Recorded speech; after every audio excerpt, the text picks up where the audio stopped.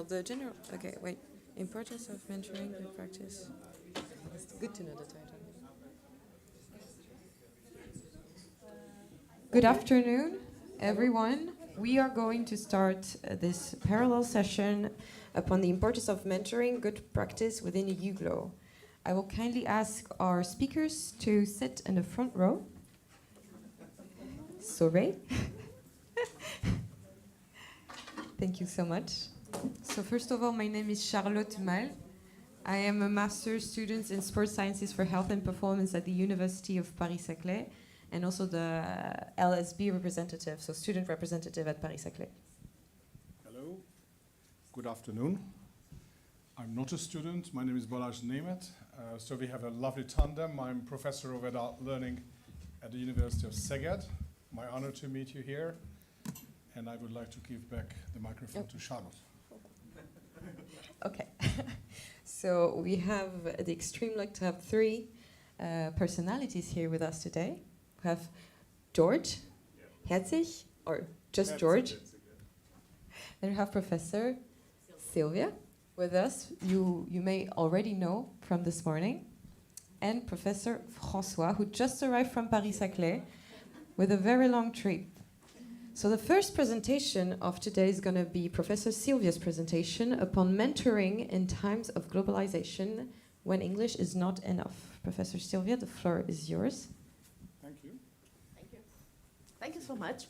So I hope you enjoy stand-up comedy because it's about what I'm going to do in the next 15 minutes. So you already see that everything is about me. I'm kind of egocentric.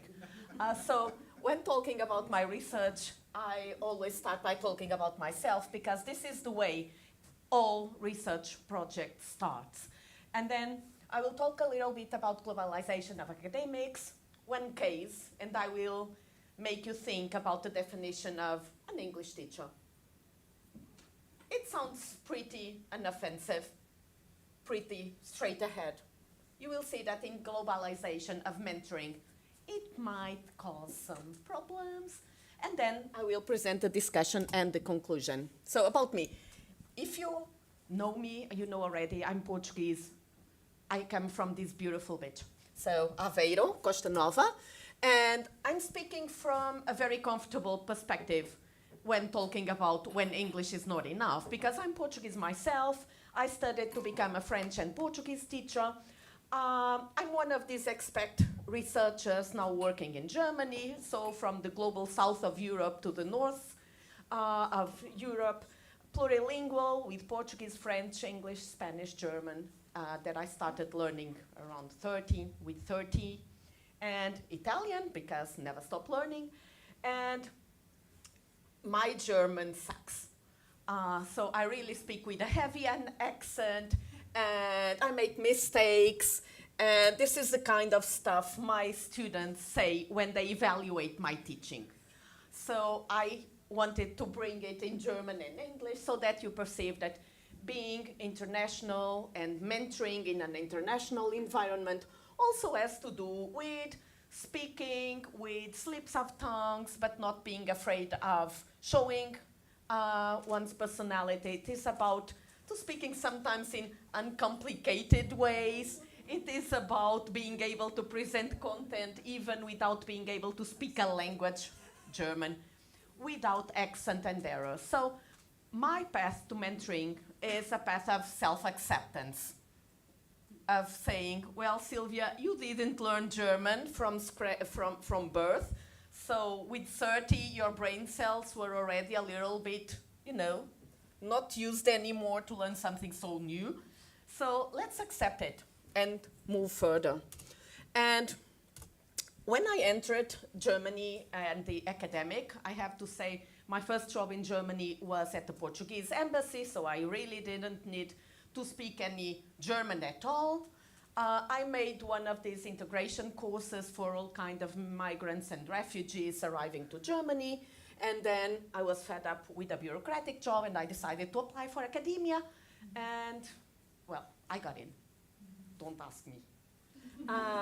And what I notice is this promotion of multilingualism at all spheres of academic life.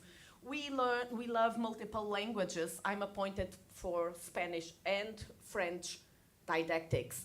So plurilingualism should be the norm, but then at the end of the day, there's a lot of discourses also around internationalization of academia, and this is also about Englishization of academia.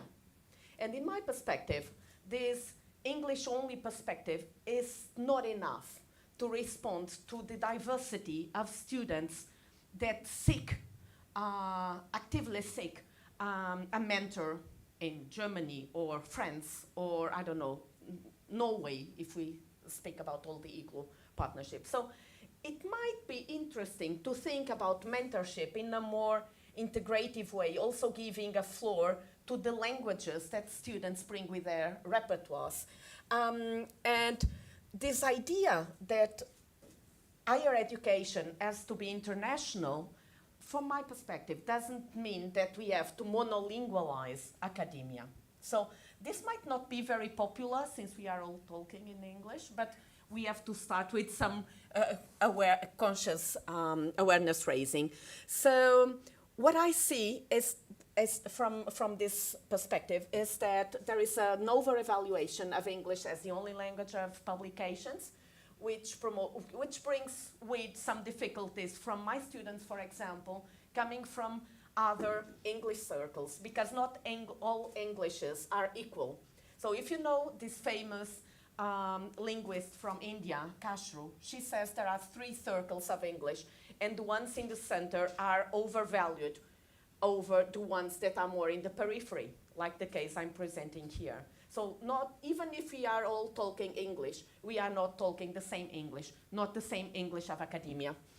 A second issue that is raised from scholars, for example, in Switzerland by Anne-Claude Berthoud, Laurent Gaillot, is that this makes academic ecosystems really less varied, less diverse, because there's this path to publications following the same culture of papers, publication, production. And if you write in different languages, and I do, it's not the same writing a paper in French or in English. So the argumentation, how you put your issues on the table differ drastically, not even to compare with my Portuguese, where I really feel at home writing about what I really want to write and not what I can write. So it's very different. Then some scholars like Tavares, a very nice friend of mine from Brazil, who says that this brings also to the hierarchization of scholars and students in academia, because we are not all native speakers of the language of the communication, and native speakers have an advantage, what is being called native speakerism. And then, of course, even if we all speak English, if we have scholarships, we see vulnerability of students from global south coming to institution in global north. And the case I'm presenting here is from a student from Bangladesh who has a scholarship from the AD, Deutsche Akademische Austauschdienst, but it's not enough to support life in a very expensive city like Hamburg.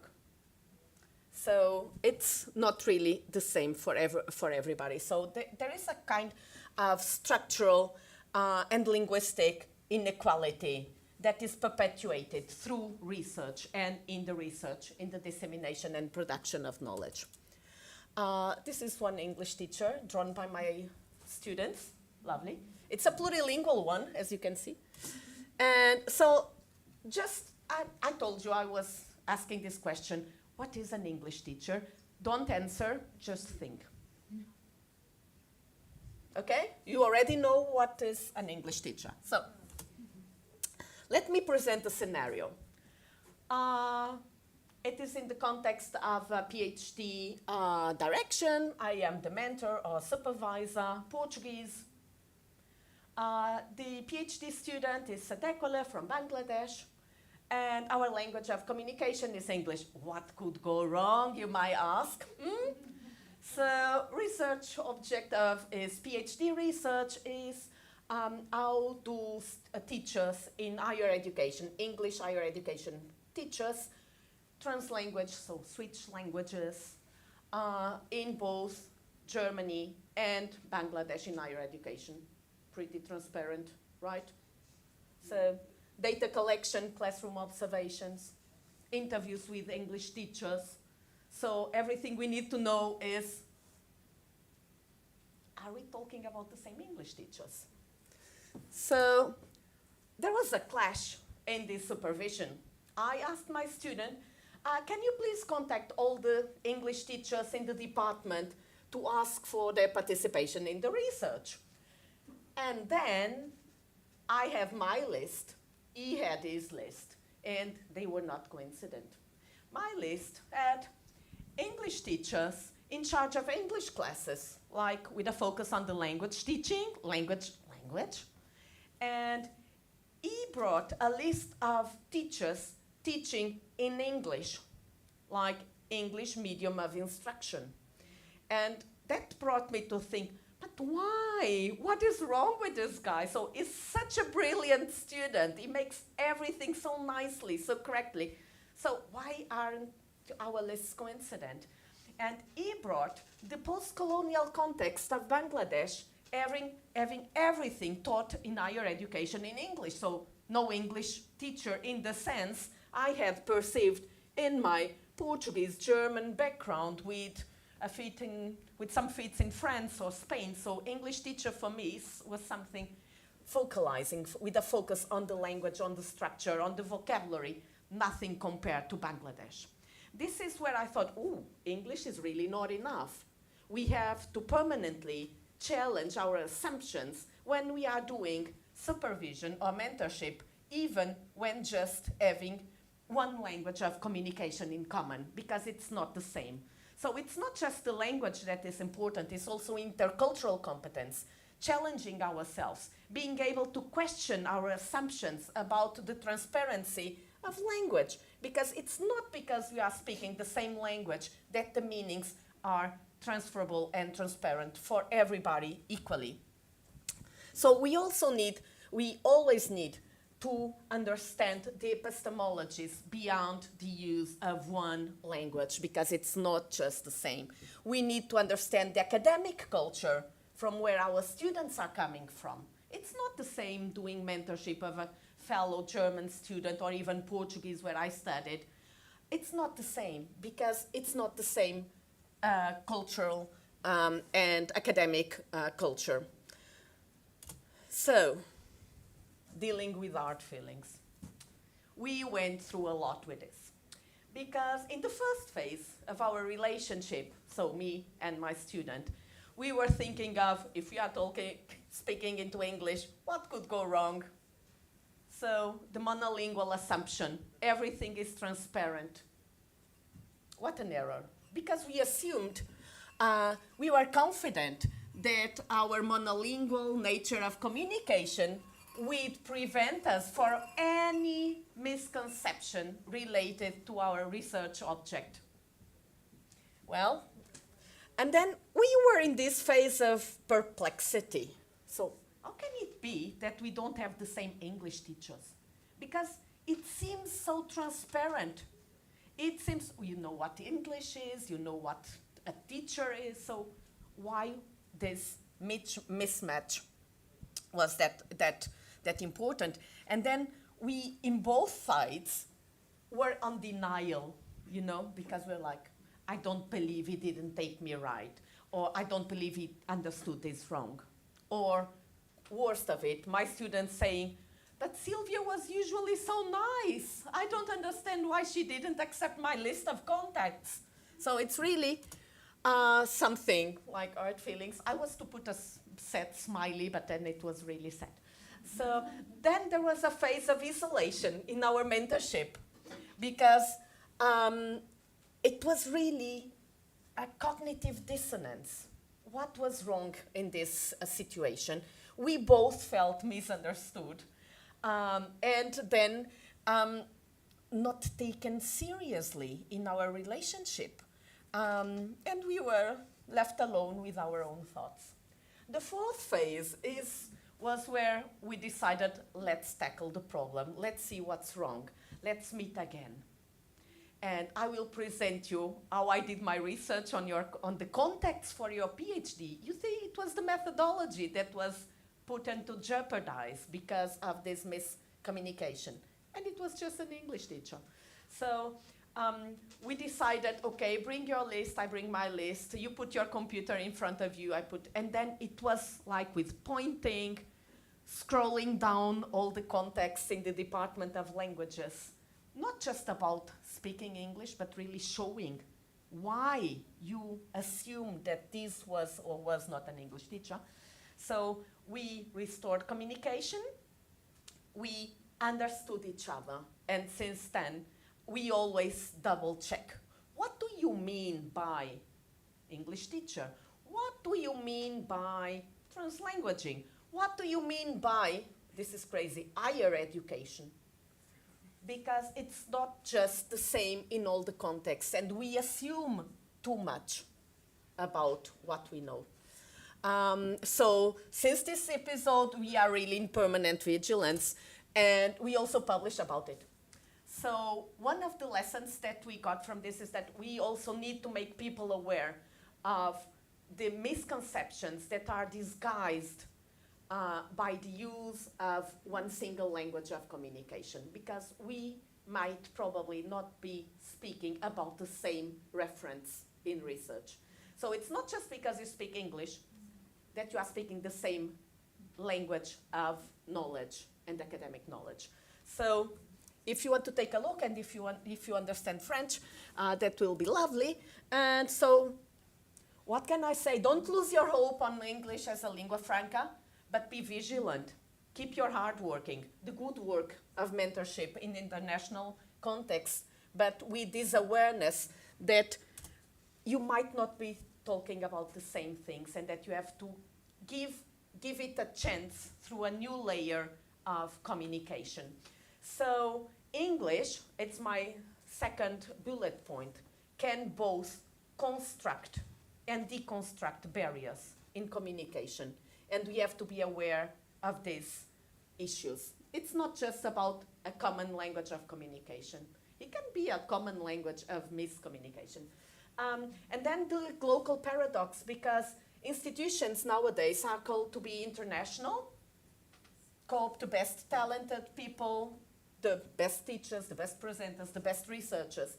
But at the same time, we still need to answer the needs of our local context. So this is what I call the global paradox. We have to be between the global and the local context to fit internationally and nationally and locally, because our communities matter linguistically, culturally, academically. And then I wanted to leave you with this last thought. Multilingualism is part of knowledge construction and not just something we need to cope with as it was a problem. So my idea is that multilingualism is a resource for mentorship and not a problem that we have to solve through monolingualizing mentors and mentees. So this was my last thought for today is that mentorship in time of globalization, and that's why English is not enough, needs a sensitive multilingual language awareness and intercultural approach. This sensitivity to the misconceptions that might arise. Yeah, and then you think, wow, Silvia, how nice, you are so careful with this student and identifying all the problems. No. So at the end of the day, if you think it, Sadekole followed my conception of English teacher. So at the end of the day, there is also some power relations being played until the end, and my conception of English teacher prevailed. So he decided to observe the classes and interview English teachers in the sense that I was telling him he should understand it. My question now, with a lot of bad conscience, is, was this approach the most important for Bangladesh when he came out with the results of his PhD thesis to help higher education in Bangladesh to improve? So, you know, there's a lot of issues also related to power issues, ideologies, that we still, we need to challenge, to think about when doing mentorship in times of globalization. So thank you so much for your attention. And if you have any questions, you can send me an email or we can discuss it afterwards. Thank you so much.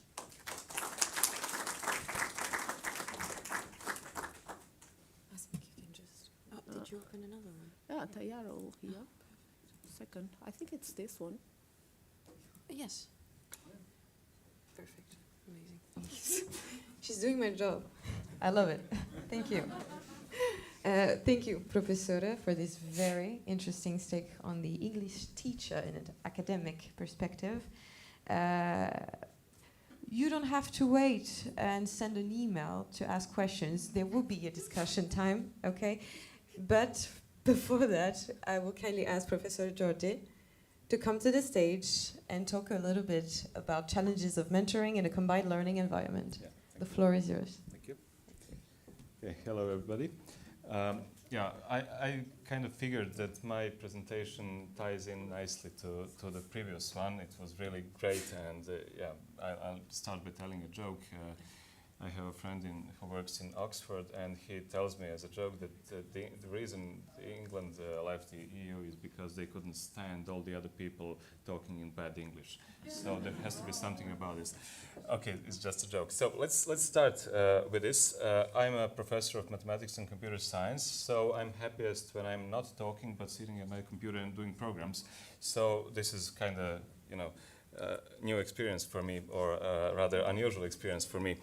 Okay, so what we did, we actually had a lot of online teaching, and it all started with the COVID pandemic. We had a lot of issues there because we weren't prepared at the University of Novi Sad. We had several online learning systems, but it somehow happened that not everybody was ready for the huge influx of people, you know, students, professors, and all the organizational things that needed to be done. So being the admin of the Office 365 and Microsoft Teams, somehow I got this huge job to offer support for online teaching. So many of my experiences stem from that, and also you'll see here what other challenges we actually discovered to exist there. One of those is diverse perspectives, which means that many of my colleagues thought that being online and teaching online actually means putting all your static learning materials online by either scanning them or creating PDFs and expecting the pupils, the students, to do all the work, which should not be the case. And also we've discovered that the generation gap is actually a real thing. We didn't want to believe it. I mean, you will find our professors having coffee and tea and then chit-chatting with students and believing that there is no such thing as a generation gap, but it turns out not to be true. So in that way, yeah, this conclusion here holds, and yeah, we discovered that mentoring in online and also combined environments really is a challenge. So this is all very much, you know, the known facts about online and blending learning. The thing is, you are no longer the authority. You as a teacher are no longer the authority. You're just there. You're a face in a window on a computer, and students, the smart students, have 2 computers or 2 windows or 2 monitors, and they pretend to be watching you while instead they're doing something else while you're teaching and doing your best effort. So how do you prevail in a situation like this? How do you make them actually learn? Well, you need to be helpful, so you need to understand how they think, what they're thinking, what they need actually, and to be there to help them and to guide them. And of course, in the end, you have to grade them, and the grading has to be fair, and it has to feel fair to the students. So need to find some correlation between what they did, what they learned, and what you're asking from them. And I'll give some examples from the blended intensive program on programming, Internet of Things, and 3D printing that we did in Novi Sad just a couple of weeks ago. It finished just a couple of weeks ago. It was a very huge, let's say, very big, huge effort. We started preparing this 1 year ago, and it took 5 years online. 5 years, yeah. it feels like 5 years, but it was actually 5 weeks online and 1 week in physical. Yeah, I'm a little bit burnt out, so I'm just starting to recover because we finished it during May. Okay, so we had several modules, and they're all, as you can see, strictly engineering and programming. We had some statistics also, some 3D printing. Lots of students, 34 students. We actually started with 40. Some of them dropped out. And the thing is, we used Office 365 and all the things that you can see here. What is important, actually, is that we were using Teams for online meetings. We used the OneNote class notebook as a repository of our learning materials. Also SharePoint to store our files, our video recordings of our sessions. And one very important thing is we used simulation tools, because we based our program on these IoT devices that we created by ourselves. So this is a 3D printing shell, printed shell that contains some sensors, a microprocessor, and connectivity tools like Wi-Fi, Bluetooth, and stuff like that. So basically, our idea was to bring the idea of IoT and 3D printing closer to the students. And how do you do that online? How do you mentor people online? Well, you have to rely on online simulations that they can run at home, because you can't simply just send it out, because we had students from all over Europe, and it's unpractical and impractical and also expensive. So, yeah, Teams was the central spot to bring everything together, and you can see these sections in Teams, different functionalities that actually correspond to what we need to do. So you have your materials there, your grades there, your assignments, everything is there. What we did here is actually we used OneNote to give presentations. We discovered that OneNote synchronizes over the internet very quickly. So we actually used OneNote not only to present the materials which we prepared in advance, we also used it to sketch, to draw, and to type while we were working, and these things would appear on our students' computers a couple of seconds later. So in that regard, we had this kind of interactivity. There is also a section in OneNote which enables the students to draw on your whiteboard also. So when we needed to discuss some ideas, whether to approach some things from this side or that side, students could also, sketch at the same time as professors did. So in that regard, the technology really brought us together as if we were at a, board in a classroom doing things together in real time. So in that regard, that was a great experience to have, and yeah, it was a good thing. The other thing is meeting recordings. Well, we discovered actually that students were watching our videos at twice the speed.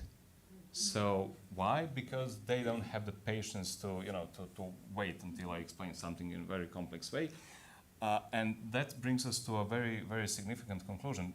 We actually discovered that they skipped over some very important parts of pieces of information, because none of us, none of the lecturers who took part in this program are native English speakers. So our English comes, out as clumsy sometimes, and we need to repeat things several times. So they just skip over that, and in that process, they also skip over important information. So in order to really reach them, you need to have visual cues when they're watching the accelerated video. You need to have visual clues which point out to the important pieces of information. And we didn't quite do that.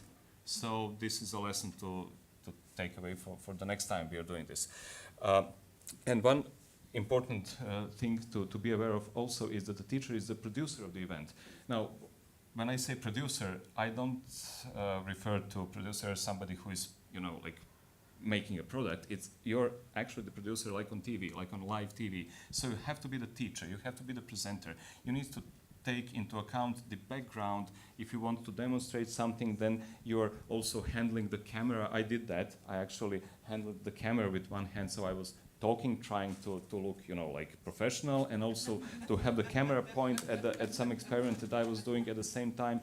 And you have to remember to record your lecture, because once I forgot to hit the record button, and so I missed an hour and a half, and I had to repeat it all over again, talking to myself after class. So I felt kind of like an idiot, doing the same things.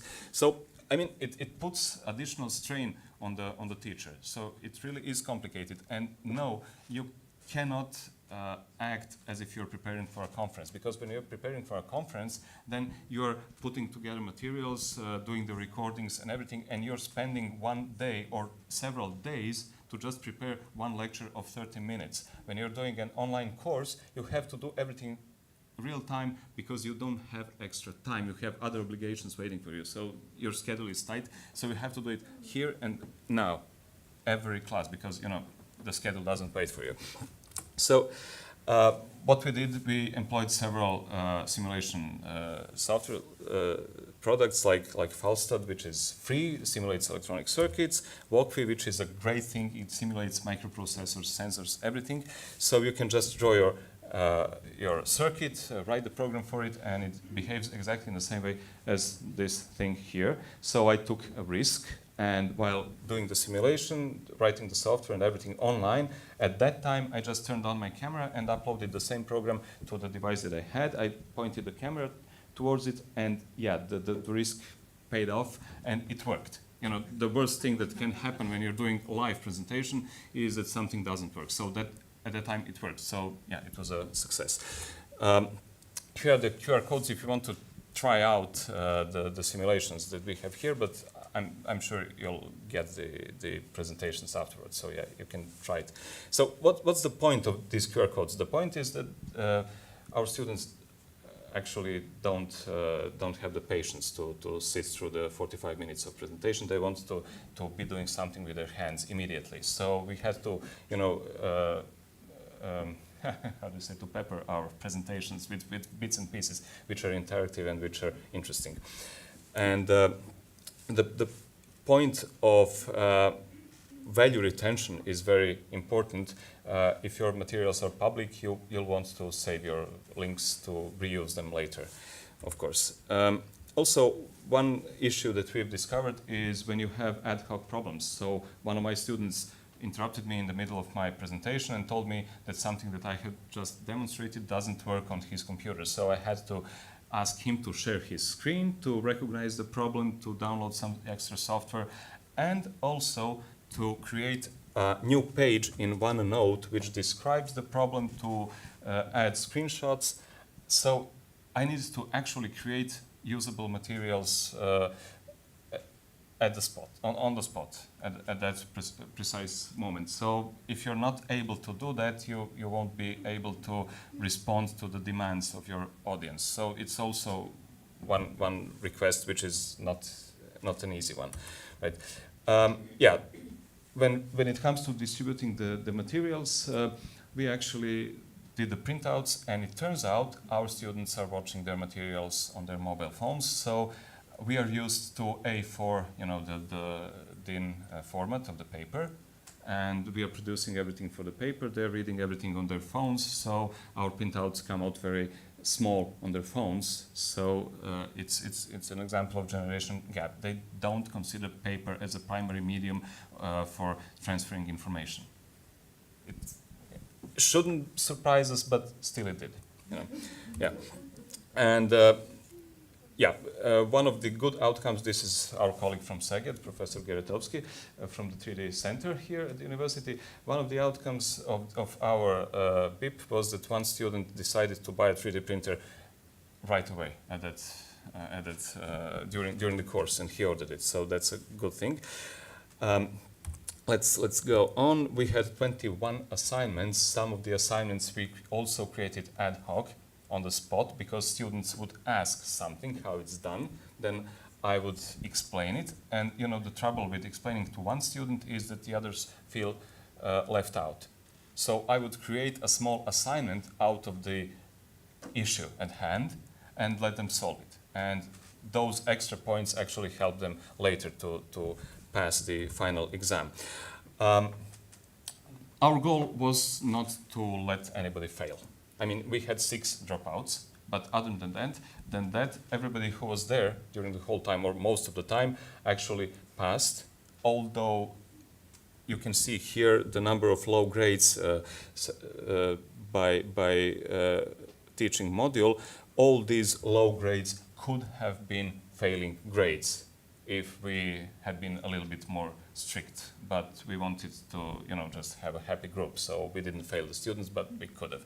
Okay, and you can also see which of the modules was actually difficult for the students, because they didn't adapt quite to our way of teaching, or if you observe the problem from the other side, we didn't recognize the needs of our students. It could be presented in either way.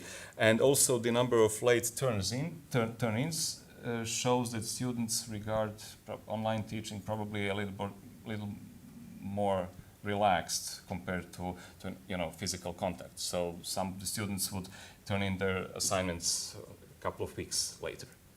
So this is something that you don't do in physical contact. It's, when you say it's finished, it's finished. You expect all the papers to pile up on your desk right at that moment. So on the other hand, the student engagement was, from their point of view, was great. They were happy. They were, working in small groups.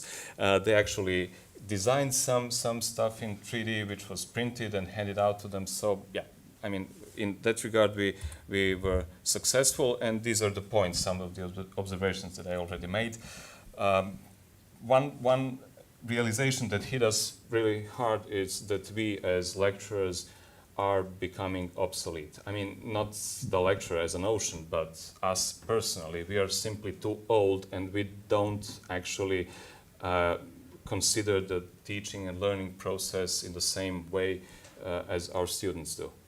So this calls for some changes of attitude on the part of the lecturers. And something else, some of the general conclusions here is that what we are seeing right now, this doesn't relate to that particular BIP, but to whole of our student population at the University of Novi Sad. Right now, our first year students are actually those who were in the first year of secondary school when the COVID pandemic hit. So we are seeing a drastic drop in the quality of students, of their perception of what's needed to be done, of how you learn. And one thing in particular, they think if they have a good excuse, that a good excuse somehow will be accepted and they will pass when they should fail. And this is, from the educational point of view, this is horrible, because, during COVID it was like, oh, never mind, you're all sick, that there have been some really, really bad things happening, so just let them pass. So they're used to that, and it will take years for them to recover, if ever. I don't know how you recover from that at all. So this is a difficult topic. Something about the old formats and log explanations, I've already addressed that. So I was told to be short, so thank you for your attention.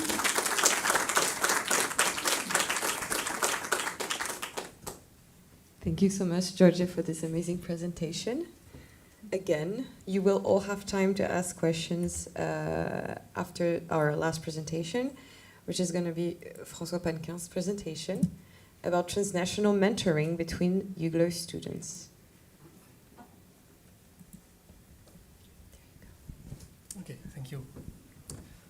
Okay, well, I'm Francois Pannequin from ENS Paris-Saclay. So, I'm an economist, so okay, I have two sides. The bad side is that I'm a theologian, so I'm producing theoretical models. But the good side is that I'm also specialized in experimental economics, and I think it explains why I tried this experience about mentoring. In fact, I'm at the level of my institution, ENS Paris-Saclay. I'm in charge of the coordination of EUGLOH since 2020. And okay, at the beginning, I was so first impression. Oh, okay, EUGLOH is very interesting, but very rapidly, I found that it was a kind of curse because I at the ENS Paris-Saclay, all the international activities, the international mobility of the students, all these activities were highly developed since a long time. So I did not know what to do with this new function. Well, what could I coordinate as responsible of EUGLOH?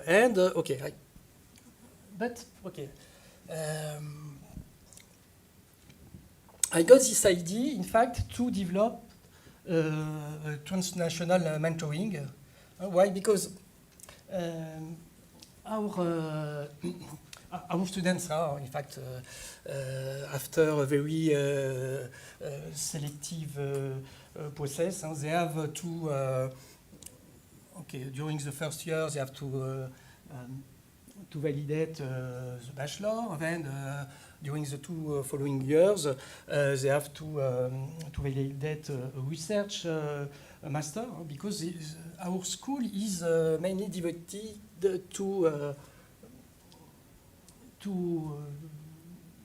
produce academics, so researchers, and I found that in the diploma of the school, there was a possibility to use the students as mentors, and I got this idea to develop within the alliance, the EUGLOH alliance. I got this idea to develop a transnational mentoring.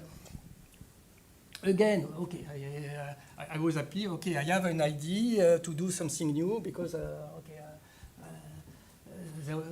the colleagues already developed everything. So I had my idea, but I have a supply of mentors, and I had to find a field to develop this experiment. And I met Lila, fortunately, and she told me, I have a field for you to develop this transnational mentoring, and and now the team is so I'm the coordinator, so I have to find the mentors among my students. It's the difficulty finally is to refuse some students on this program.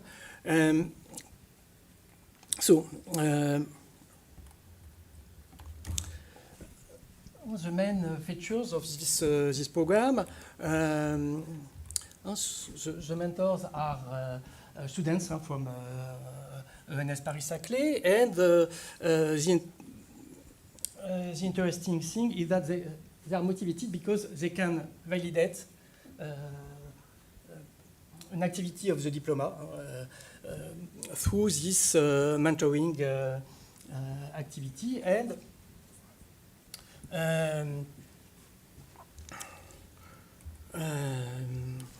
so we settled an agreement, a mentoring agreement between Szeged and ENS Paris-Saclay, and this agreement, in fact, was devoted to help to monitor Hungarian students, Hungarian high school students who are following a French program. And it was the idea of Lila. In this program, the students from Paris-Saclay are helping, are following Hungarian high school students attending this French program, and they are just following them online So it was.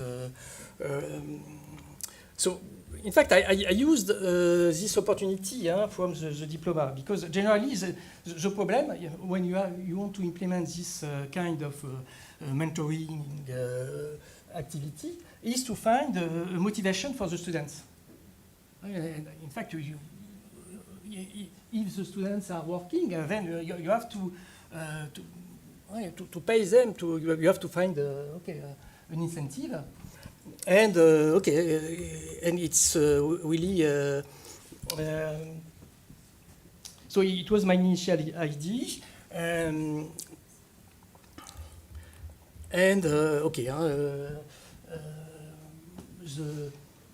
the functioning of the mentoring now is formalized. Typically, the students have to program 15 hours along the year. Typically, one meeting a month or twice, depending on the program, because the program is coordinated by the local professor, the Hungarian professor in French. And we designed this program, so they have to meet the mentors have to meet the Hungarian students on a regular basis, and these sessions and these meetings are relayed during classes. And at the end of the year, at the end of the academic year, the mentors have to provide a report about this activity.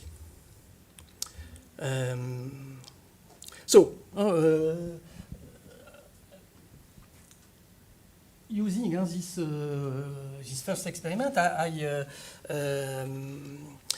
formalized, in fact, this activity of mentoring, and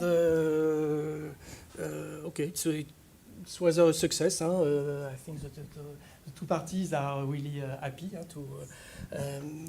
to be involved in this activity. My students are really happy, and they not obviously those who are not who have not the possibility to join this program are not happy, but okay. So I would like to announce this opportunity, because I would like to develop a second agreement of mentoring between ENS EUPSaclay and I don't know. One of the members of the Alliance. You have also to know that my school, ENS EUPSaclay, is characterized by the fact that there are a lot of disciplines. You have 11 or 12 departments, so it could be possible to launch new mentoring, new transnational mentoring in maths, biology, physics. At this stage, I just used my students from the social sciences department, and in fact, the other departments do not know this possibility, because it would be very difficult to refuse this activity to a lot of students. And yes, I forgot to precise the number of students involved in this activity. Now I manage 20 mentors, and on the other side, on Szeged's side, there are 25. Because sometimes, a mentor manages two students, but generally it's only one. Okay, so that's the first announce. And second possibility, we have also another specificity at the MELLearN We have developed some readership agreements, and in fact the international relations department would be interesting in the development of new agreements. According to this type of agreement, again, and it's a specificity of MELLearN because our main aim is to produce the future academics in very different disciplines.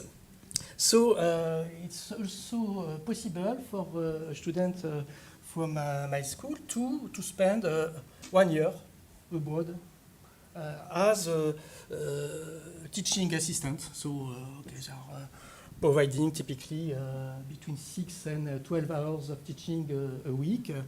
It can take different forms, tutorials, courses, depending on the level, and so on. And the also possibility is also to involve the reader in a new research program. Why not? Because research is our main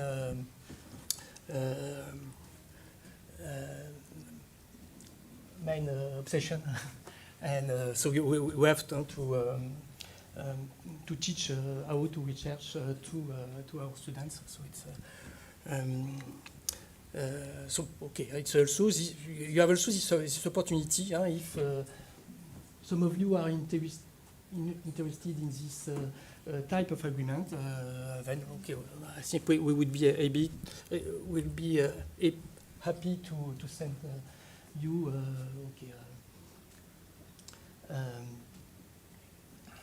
a student of our institution. Historically, the English department was very interested in this type of agreement, but it has been extended to several scientific disciplines. Okay, so I'm done. Thank you for your attention.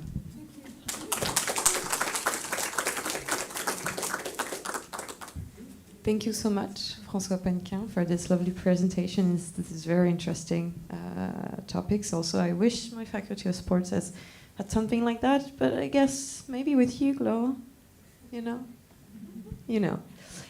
Well, it's time for questions, so I will kindly invite our speakers to the stage.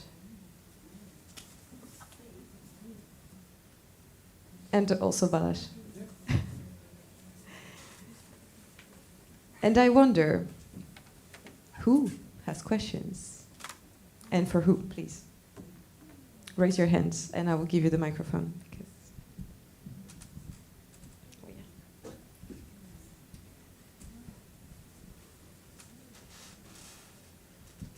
Thank you very much. I basically have two comments. First of all, I like this idea of mentorship. If I think about teaching, I think of it in terms of co-creation and also of accompaniment and of mentoring. So yeah, if you have a class of 20 students, those are 20 individuals. And of course it's utopical to kind of have 20 different plans. I'm not saying that, but I do think it's possible to create a format where you interact with the students in ways that really enhances their development or whatever. Yeah. And the second thing I wanted to say, I really love, I'm sorry I don't know your name, but I really, I really love the aspect of improvising. What you said regarding the assignment, because I think, I did some teaching myself, and I can totally relate to that, because you can plan something, but sometimes you have a class and a discussion unfolds based on what the students are bringing into whatever you're doing. And then it can be very fruitful to jump into that and to create something ad hoc and really work with what's in the room. Because I do think, and then I'm done, sorry. Because I do think there is a lot in the students. It's co-creation. It's I learn from them, they learn from me, or whoever is doing the teaching. So yeah, that was what I wanted to say. Thank you so much. Very interesting comment. Does anyone wants to react upon it or add something? Oh, of course. I mean, I can just very speak good. up. Okay, so thank you very much for the for the YouTube. For the YouTube, please. We need the mic. Yeah. Oh, Okay. Thanks. So thank you for the comments. I really am flattered, actually.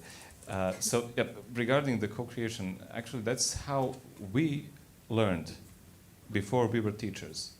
We pursued what was interesting to us, and we followed the knowledge and the challenges of learning wherever they took us. So it's very, I mean, what's actually boring in class is that for some disciplines, for some sciences, you have to also learn the things that are not interesting and not attractive. So this is what discriminates between, you know, the successful students and those who are not. But sometimes it helps if you organize your teaching so that almost everything is interesting, and then you follow the students. You just need to, you know, nudge them from the side from time to time. But yeah, I totally agree with you. Thank you. Just one comment. I think it is also very important that we try to take these lessons on how to provide good mentoring towards our students in a way that we try to relate to higher education, that a teacher is also a kind of learner, and to imply a lot of methodological advancements. And I think most probably UGLOH can also provide a good platform to exchange amongst universities about good practices if we claim that we have something to add to lifelong learning at universities. It's not just simply to transfer knowledge from one to another, but also to collectively relate and develop narratives and argument on disciplinary focuses.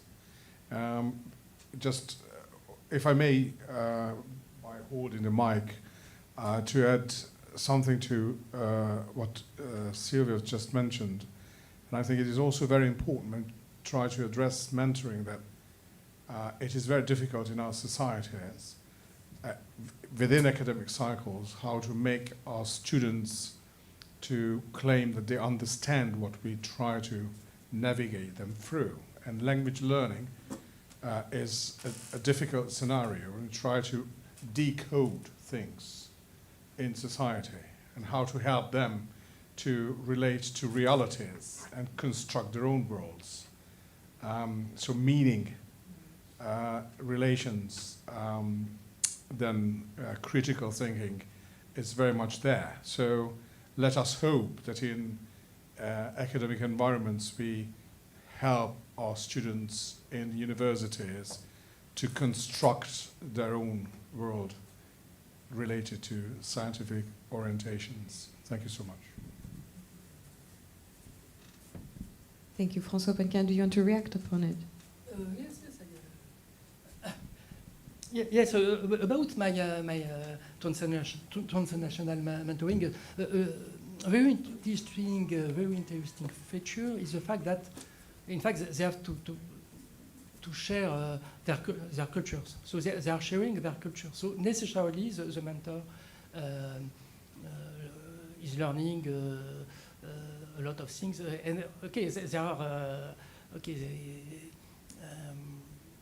they are learning from each other. Necessarily, I think it's a very nice feature of this type of learning, of mentoring, and okay, I think we should develop this kind of mentoring.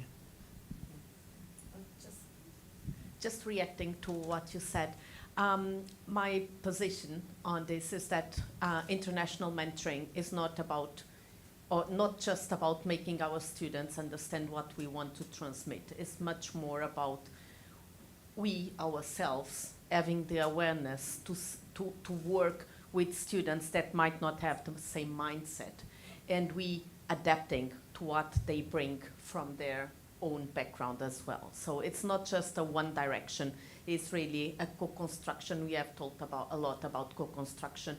It's about accepting that we do not, we are not the owners of epistemologic superiority, that there are probably several perspectives on approaching different issues, and that we might need to be open to other academic and epistemic cultures while doing this kind of work on mentorship. And and accepting that probably some of this mentorship will be mediated by different work cultures and languages of communication and of work. And with this work, I was recalling Pierre Bourdieu, for example, when he says, we never get to know what is in the kitchen of knowledge. So I wanted to bring the kitchen of knowledge and not a paper cleaned up from all the troubles we have and we go through while doing mentorship in academia in internationalized times. So I wanted to show what is beyond the plate being cooked and served. I wanted to show the kitchen, and the kitchen of doing research collaboratively in academic issues in the international context might be very messy, but nobody wants to talk about this, or it's a sort of not really willing, a lack of willingness to recognize that mentorship in international contexts, in plurilingual contexts. And I wanted to say that that mentorship in globalized context is not monolingualized. It looks like it is monolingual, but it's mediated by different languages and cultures. And I wanted to make it clear. So look at the kitchen and see what they are cooking and how they are cooking, so that you can understand what has been produced. That was my takeaway. Thank you. Thank you so much, all of you. Lila, yes, definitely. Thank you very much, Charlotte. My name is Lila, and maybe you saw my name on Francois' PPT, so that's the reason why I asked for the microphone. Thank you very much, Francois, for sharing your knowledge and experiences related to this program. And I'm happy to be involved in it from the very first moment. And I just would like to have a comment from Szeged's side, because I'm in contact with our colleague in the high school, who is the supporting teacher for the high school students and sometimes for the students from the École Normale Supérieure UPSaclay. And I always hear that the high school students are extremely engaged to be part of this type of international cooperation, and they really enjoy that they have an online friend from France who can help them to be prepared for exams, for homeworks, for competitions. And it's not only about discussing things or having fun together online, but at the end of the year, of the academic year, they always prepare something together. And as far as I know, this year, this project was about interculturality and the culture of France and Hungary, and they prepared together something in the kitchen. What a surprise. What a surprise. So they have small videos together, how they prepare something in their kitchen and how they cook or bake. So they always have something in their hand to share with the others, and it's always a success story for them. So thank you very much Pannequin, for Francois Pannequin, for finding out or figuring out this project and in inviting us and be part of it. So I would like to encourage you to be part of this type of program. Thank you. Thank you for it. And I have a question as well. So if I have a microphone, you know, I can stop. So Silvia, your fourth message was that mentoring is today a very sensitive thing because of the multiculturalism and multilingualism. And my question is that as I say, it's not very easy oder nicht sehr selbstverständlich für uns alle.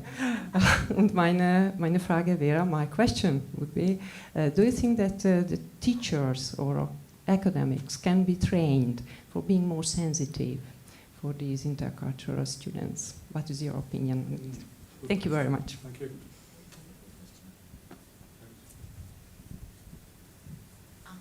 Hi. Yeah, they can. Yes, we can, to quote someone very famous. And I know from a cost action, it's also a European ways of funding collaboration across universities, in which they tackle issues related to doing research multilingually and about educating academics to be more aware of challenges, difficulties, problems in mentoring, and from the side of mentor and the mentee. And it's important to stress that in this cost action, I'm not participating, but I know from my colleagues at the University of Aveiro in Portugal, that it's important to be aware of these difficulties, even if people are speaking the same language, because pluricentric languages also have differences. And for example, in the example that I know, they were interviewing students, for example, from Mozambique, Angola, Brazil, all speaking Portuguese, doing a PhD in Portugal, and still having problems to adapting to academic culture, to writing of academic papers, because the norms are not the same, because the culture of mentorship is not the same. So even if the language is the same, that's why intercultural sensitivity matters, because it's not just the language, it's also the openness to accept that there are other norms of writing, thinking, doing research, and it would be a pity to exercise epistemicide if we do not understand how other cultures think and react in academia. So this is one cost action, and it has two dimensions, one for mentees and other for mentors, and both are brought together and explain each other, eyes in eyes, what the difficulties are. And sometimes it's not the language.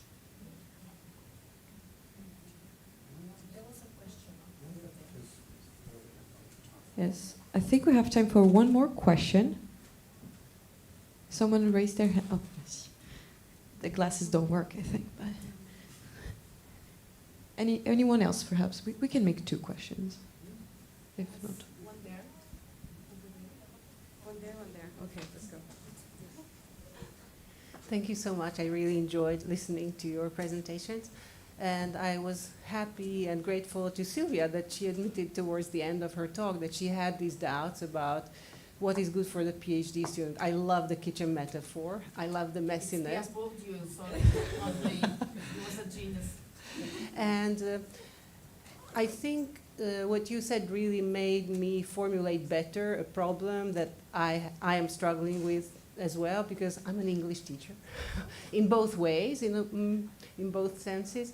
And we have PhD students coming from different countries, far away, and then I'm training them in English literature, and I have doubts about how this will be good for them. And the way, the example you shared with us made me formulate the problem in the following way.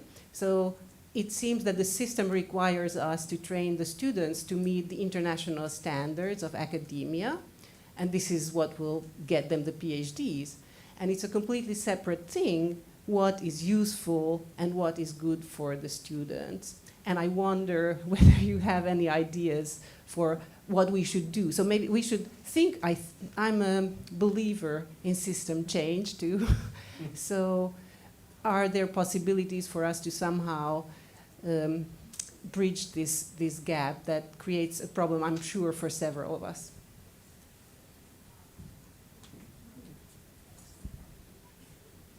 Yes, an answer. Sorry, didn't want to, to jump in, interrupt here, but yeah, I'd say hard work. Sometimes there is no helping it. I mean, you can't sugarcoat everything. There is still some complexity everywhere. I mean, we had this in our BIP. There is something called deferring complexity. So in programming, you can surround a complex piece of a problem in something called a function, and then your original function becomes very simple because it invokes other function, which hides all the complexity. But you can do it only so many times before you have to tackle the complexity. So it's my firm belief that, I mean, there is a certain amount of core knowledge and hard work that you need to cope with that, and you cannot avoid it. You can just divide it and maybe organize it so it can be, digested better, in a better way, with less pain. And one thing that strikes me as one realization that should be obvious, but it's not. Actually, every teacher should, from time to time, try acting as a student in a subject that he or she does not actually know. So then you will be the good judge of whether your colleagues are good teachers, because if you're only spending your time, your career, listening to people who are talking the things that you already know, you assume too much. And I mean, many things are assumed. For example, we had this is an anecdote from our BIP, we have something called memory dump, which is when you print out everything that's in your memory, not your memory, I mean in a computer's memory. And one student from Indonesia was very polite. He would thank me personally after every lecture, and then after a couple of classes, he approached me in a physical part and told me that he looked it up, so he knows what memory is, and he knows what dump is, and not all definitions are very good or very nice. So he really didn't get the idea of, throwing your memory to the garbage. So he really didn't understand the words, I mean the phrase. So it is, I mean, you know where I'm aiming. So he really, we spoke the same language, but he didn't have any idea, and his first impression was that we are doing something unreasonable, something, yeah. So maybe you want to. Thank you so much. Then it's one last question before wrapping this up.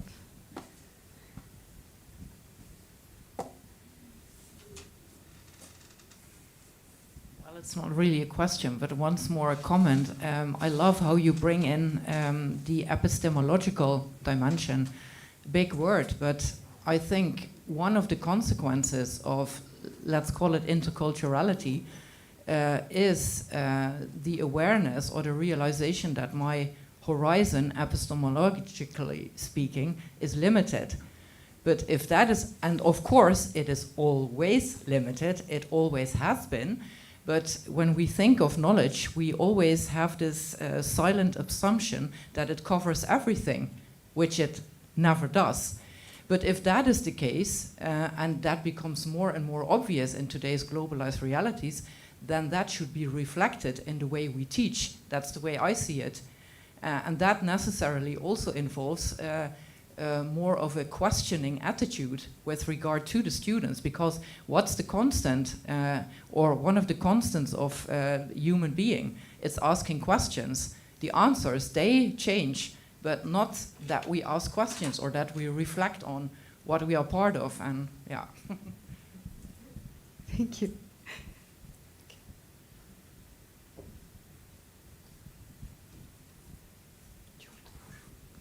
Thank you so much. I would like to thank you very much for your participation and active reflection. Thank you for the presenters. Just one comment from the organizers. I think it's also very important that at a time of significant changing roles for higher education, you can also follow some of the discourse at some specific platforms where university-oriented lifelong learning is discussed. Let me just propose two resources that you may want to get in touch with. One is UNESCO's Institute for Lifelong Learning in Hamburg, by the way, where they collect significant higher education responses on the roles of universities, how to address, on the one hand, participation and performance-oriented matters. And another thing is that you may want to visit the web links of European Universities Lifelong Learning Network. You can, and where there are a number of methodological discourses around how to turn universities in order to become lifelong learning universities. And it relates to a number of organizational matters, how we try to develop our organizations as academic environments to be capable of using relevant methodologies to open up that we have to learn with adults within our universities, not just to teach, but also to learn with them together. Thank you so much indeed for your presence and your active participation. Thank you so much.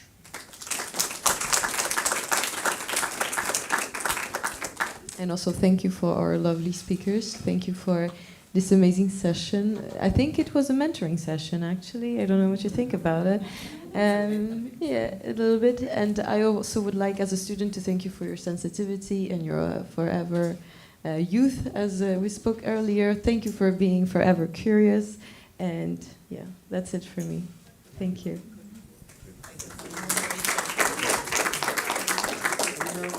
You're lucky because your university now, I mean, Hamburg, is just embedded into a learning city. Hamburg is UNESCO learning